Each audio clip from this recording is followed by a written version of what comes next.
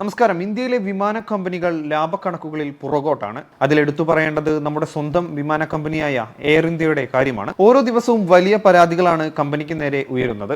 ടാറ്റ ഏറ്റെടുത്തതിന് ശേഷമെങ്കിലും ഇതിനൊരു മാറ്റം ഉണ്ടാകും എന്ന് കരുതി. പക്ഷേ അവിടെയും വലിയ മാറ്റങ്ങളൊന്നും ഉണ്ടായതേയില്ല. എയർ ഇന്ത്യയുടെ വിമാനങ്ങൾക്ക് തുടർച്ചയായി ഉണ്ടാകുന്ന സാങ്കേതിക തകരാറുകളാണ് വിമാന കമ്പനിക്ക് നഷ്ടം കൂട്ടുന്നത്. ഒരു വിമാനം ചാർജ് ചെയ്ത് അത് ക്യാൻസൽ ചെയ്യേണ്ട അവസ്ഥ വന്നാൽ വലിയ നഷ്ടങ്ങളാണ് കമ്പനിക്ക് നേരിടേണ്ടി വരിക.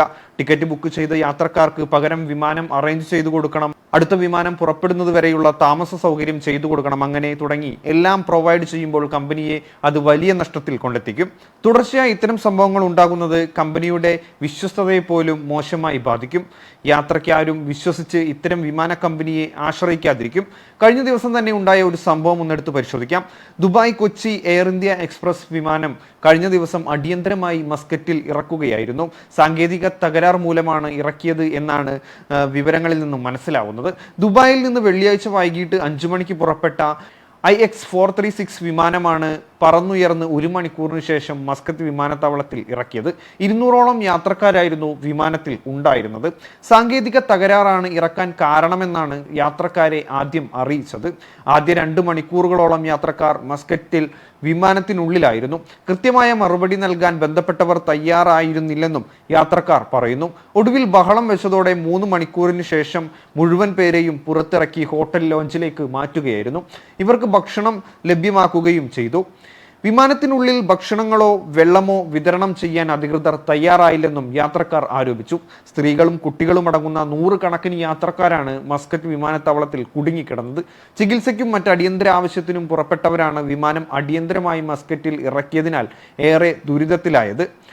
ഇങ്ങനെയുള്ള സംഭവങ്ങൾ സാമ്പത്തിക നഷ്ടവും വിശ്വസ്തതയും നഷ്ടപ്പെടുത്തുന്ന തരത്തിൽ എയർ ഇന്ത്യയെ വലയ്ക്കുന്നുണ്ട്. നിരന്തരമായി ഇത്തരത്തിലുള്ള സംഭവങ്ങൾ എയർ ഇന്ത്യയുടെ ഭാഗത്തു നിന്ന് ഉണ്ടാകുന്നതുമുണ്ട്. ലോകത്ത് തന്നെ വരുമാനത്തിൽ കുതിക്കുന്ന വിമാന കമ്പനിയാണ് ഖത്തർ എയർവേസ്. ലാഭത്തിന്റെ കാര്യത്തിൽ വലിയ മുന്നേറ്റം ഉണ്ടായതുകൊണ്ട് തന്നെ ജീവനക്കാർക്ക് ഈ വർഷം 5 ആഴ്ചത്തെ ശമ്പളം ബോണസായി നൽകാനും കമ്പനി മടി കാണിച്ചില്ല. അതുപോലെ തന്നെ ലാഭം കൊയ്യുന്ന മറ്റൊരു കമ്പനിയാണ് സിംഗപ്പൂർ എയർലൈൻസ്. എടുത്തു പറയേണ്ട കാര്യം ഇവരുടെയെല്ലാം വലിയ വിഭാഗം യാത്രക്കാർ ഏഷ്യയിൽ നിന്നും ഉള്ളവരാണ് എന്നതാണ്. അതിൽ തന്നെ നമ്മുടെ ഇന്ത്യക്കാർക്ക് വലിയ പങ്കുണ്ട് എന്ന് വേണം മനസ്സിലാക്കാൻ. ഇന്ത്യക്കാരായ യാത്രക്കാരെ വെച്ച് മറ്റു വിമാന കമ്പനികൾ ലാഭം കൊയ്യുമ്പോൾ ഇന്ത്യൻ കമ്പനികൾക്ക് അതിന് കഴിയാതെ പോകുന്നു. അതിന് മാറ്റം കൊണ്ടുവരാൻ ടാറ്റ നിരവധി പദ്ധതികൾ ആസൂത്രണം ചെയ്യുന്നുണ്ട് എന്നാണ് മനസ്സിലാക്കുന്നത്. പുതിയ വിമാനങ്ങൾ വാങ്ങാനും എയർ ഇന്ത്യ തയ്യാറെടുക്കുന്നു. ഇതിനായി ബോയിങ്, എയർബസ് എന്നിവരുമായി ചർച്ചകൾ നടത്തി വരികയാണെന്ന് വ്യവസായ വൃത്തങ്ങൾ സൂചിപ്പിക്കുന്നു. 200-ലധികം വിമാനങ്ങൾക്കായാണ് ചർച്ചകൾ നടക്കുന്നത്. 2023-ലെ 470 വിമാന കരാറിനെ അടിസ്ഥാനമാക്കിയാണ് ഓർഡർ തയ്യാറാക്കിയിരിക്കുന്നത്. ഇതിലൂടെ എയർ ഇന്ത്യ കോടിക്കണക്കിന് ഡോളറിന്റെ നവീകരണമാണ് ലക്ഷ്യമിടുന്നത്. കരാർ അന്തിമമാകുന്നതിൽ ബോയിങ്ങിന്റെ വില നിർണയവും വിതരണ പരിമിതികളും പ്രധാന വെല്ലുവിളികളായി തുടരുകയാണ് എന്നാണ് റിപ്പോർട്ട്. എന്നാൽ ഇക്കാര്യത്തിൽ എയർ ഇന്ത്യയും ബോയിങ്ങും അഭിപ്രായം പ്രകടിപ്പിച്ചിട്ടില്ല. ലോകത്തിലെ ഏറ്റവും വേഗത്തിൽ വളരുന്ന വ്യോമയാന വിപണിയിലെ ആഗോള എയർലൈൻ മേധാവികൾ ഡൽഹിയിൽ വ്യവസായ ഉച്ചകോടിയിൽ ഒത്തുകൂടിയപ്പോഴാണ് ഇന്ത്യയുടെ ഫ്ലാഗ് ഓഫ് കരിയറിൽ നിന്ന് പുതിയ ഓർഡറുകൾ ഉണ്ടാകുമെന്ന വാർത്ത പുറത്തു വന്നത്. 2023-ൽ എയർ ഇന്ത്യ 2 വിതരണക്കാരിൽ നിന്നും 470 വിമാനങ്ങൾക്കും കഴിഞ്ഞ വർഷം 100 എയർബസ് ജെറ്റുകൾക്കുമായി അന്നത്തെ റെക്കോർഡ് ഓർഡർ നൽകിയിരുന്നു. വിതരണ ശൃംഖലയിലെ പ്രശ്നങ്ങൾ മൂലം വിമാന നിർമ്മാതാക്കൾ ബുദ്ധിമുട്ടുന്ന സമയത്താണ് തുടർച്ചയായ വിമാന ഓർഡറുകൾ വരുന്നത്. ഇത് വിമാന വിതരണത്തിൽ കടുത്ത കാലതാമസത്തിനും ജെറ്റ് ക്ഷാമത്തിനും കാരണമാകുന്നു.